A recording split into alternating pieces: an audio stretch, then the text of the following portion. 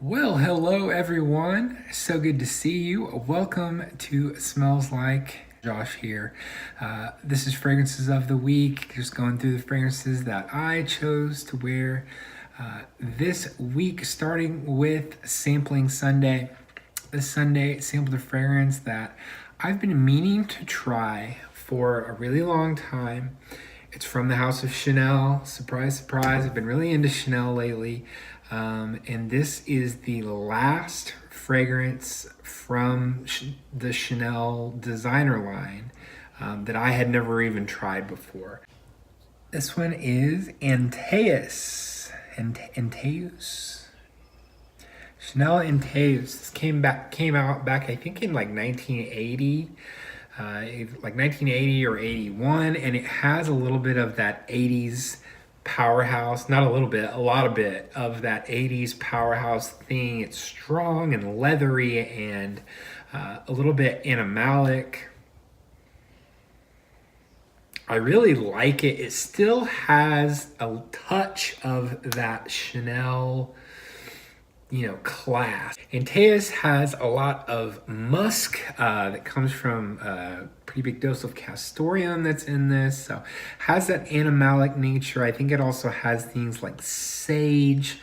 I definitely get some leather in this, and it has that kind of old school men's thing. At first, I didn't think that I was gonna like it. When I very first sprayed it, I was like, oh man, this is gonna be too much. But I wore it. This is definitely one that you're gonna want to only use a little bit of, like maybe like 2 sprays, and you're gonna be good. The dry down on this gets so good. It's a little bit sweet, almost like a honeyed sweetness, along with those animalic aspects, just like this really strong masculine fragrance. I am a fan. And so I wore this. I even reapplied it that night on Sunday night. Woke up the next day still smelling like it quite a bit. I had to shower just so I could wear something else. So this stuff, total powerhouse. Happy that I finally got to sample that. I think there'll probably have to be a bottle coming of Chanel Antaeus. On Monday, I went with a fragrance that I honestly still kind of have mixed feelings about. From Tom Ford, it's Noir Extreme. This is a fragrance that all through the last few years of being into this hobby, I would try this, I would sample it, I would think this is so good, and then I would wear it another time and I would think, nah, it's just okay, or it's not really my thing. It's a little bit of a shapeshifter.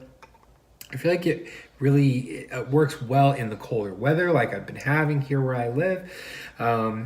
And I enjoyed wearing it this time, but there's something about it that just, it's not quite a love for me, although there's a part of me that feels like it should be. Like there's nothing wrong with it, but it's kind of a shapeshifter. There are certain times that when I smell this in the air around me when I'm wearing it, and I just think it's just so rich and luxurious and unique, and I love it. And then there's other times that I think, this is just okay. But I think still worth having.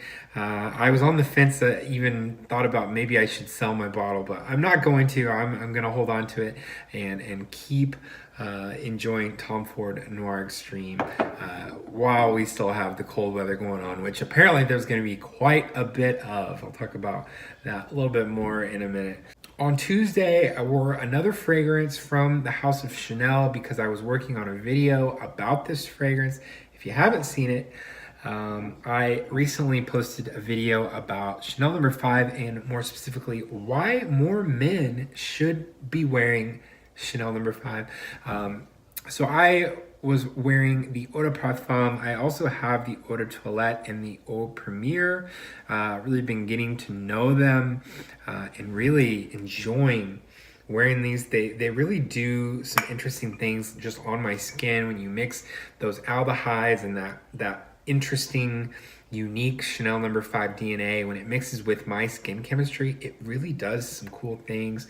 I'm actually reading a book called The Secret of Chanel No. 5. Really interesting, just about everything that went into this fragrance. Check out my video on why more men should wear Chanel No. 5 if you are interested in that. But Really enjoying this, and it really stands up well in the cold weather. I feel like this is a really good, at least the eau de parfum, perfect when it's cold outside. That was on Tuesday, Chanel number 5 eau de parfum. On Wednesday, I wore one of my favorite fragrances from my collection.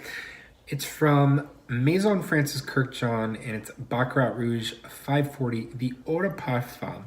I do have a few samples and a decant of the extrait, and I'm getting to know it a little bit just because I love this fragrance and this fragrance DNA so much. It's sweet, but it's fresh, it's warm, and transparent. It just really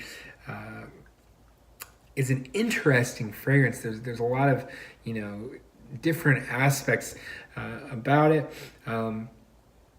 A hard fragrance to explain how it smells if you've never smelled it, but total masterpiece from Francis Kurkdjian, and just something about it that I love. I love wearing this. I like wearing it when it's hot outside. I think it can work well then, but it really shined in the cold weather because it performs great, especially if you spray it on clothes. I had a jacket on, and I gave one spray on each of the fronts of my shoulders, and that jacket's gonna smell like Baccarat Rouge for months and months now that I've done that. But it was worth it because it just, when you put it on fabric, and then you have kind of the mix coming from the fabric with how it's working then on your own skin. It's just amazing stuff. And I was really excited how well this worked in the cold weather, since I already know and love it in hot weather. So this is a versatile beast of a fragrance, Baccarat Rouge 540. Thursday, I pulled out a fragrance that I really enjoy a lot, but I find that I don't wear it all that often just because it's the kind of fragrance that I feel like there aren't a lot of occasions that necessarily lend itself to this one. This one is from Gucci. It's from the Gucci Guilty line. It's Gucci Guilty Absolute pour homme. So the absolute version for men, sort of signed by Gucci's creative director, fairly new creative director, Alessandro Michel. Absolutely love the direction that Gucci is going, both in terms of their fashion and their fragrances. All of the fragrance releases since Alessandro Michel took over have really been an improvement from just kind of the boring, blasé, lackluster Gucci Guilty line versions that they had come out before. This is animalic and leathery and vetiver and patchouli. It's super strong and masculine, although I think that the right kind of woman could definitely pull this off. It almost smells the same way that some oud fragrances remind me like of Band-Aids or like antibacterial ointment or something like that, which sounds like, why would you want to smell like that? But it's weird, and that mixed with kind of this rough and tumble leather and vetiver and patchouli. It's just interesting, super woodsy too, like really strong cypress, I think, in this.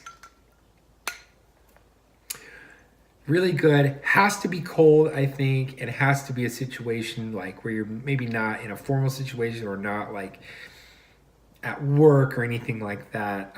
Maybe kind of in a more creative type of environment. This one really works. So on Friday, I actually saw that they're releasing a new flanker already of this already new fragrance from Mugler. So I decided to go ahead and wear it. I hadn't worn it much this winter. I wore it a lot in the fall when I first got my bottle.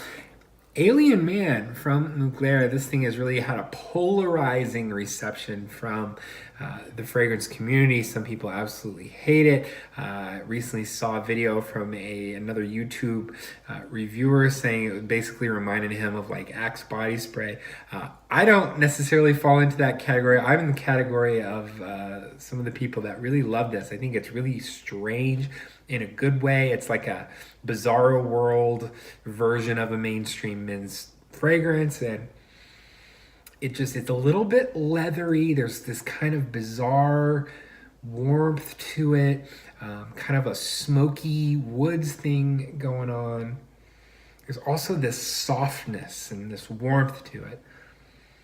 It kind of lives up to the name of alien. It does seem weird and alien when you smell it. It isn't something that you recognize, but at the same time, there are aspects of it that are familiar, and I think that those contrasts really make this a winner in my book. Alien Man, and already a new flanker to this, so you know there's going to be about 1 million Alien Man flankers since we're dealing with Mugler. They basically have, you know, through all their marketing and tests and whatever, this supposedly is something they can really put an entire line behind and put their name behind. So somebody somewhere thinks this is a good idea, and I happen to agree with them. That was Alien Man on Friday.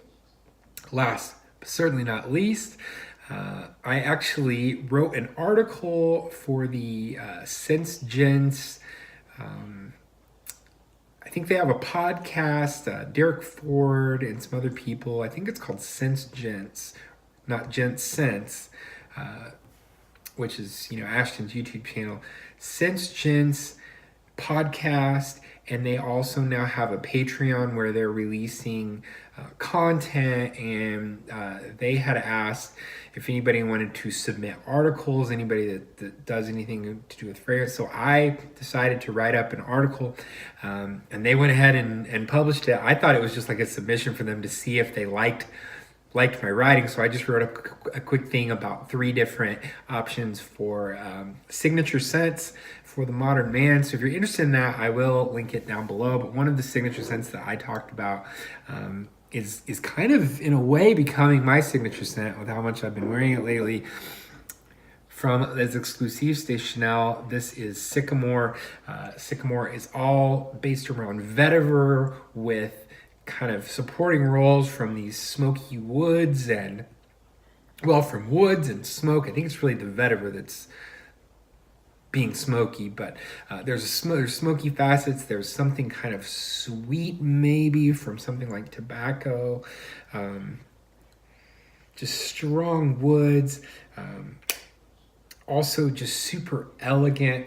I really think this would be a great signature scent for the kind of guy that's maybe into fashion a little bit, you know, doesn't mind spending a little bit of money when it comes to the things that they love, like shoes or jackets or clothes and fragrances. This is one of the pricier fragrances that you're going to find, but I think for some people like me, it's absolutely worth every penny. I've already worn, I've only had this for a couple weeks and I've already worn this much of it. I just am kind of obsessed. Can't seem to wear anything else when it comes to just wanting to enjoy myself and enjoy a fragrance that just makes me feel happy. There's just something about this fragrance that just makes me feel good. And so that's what I decided to wear today, Saturday. That does it for my fragrances of the week. Stay tuned.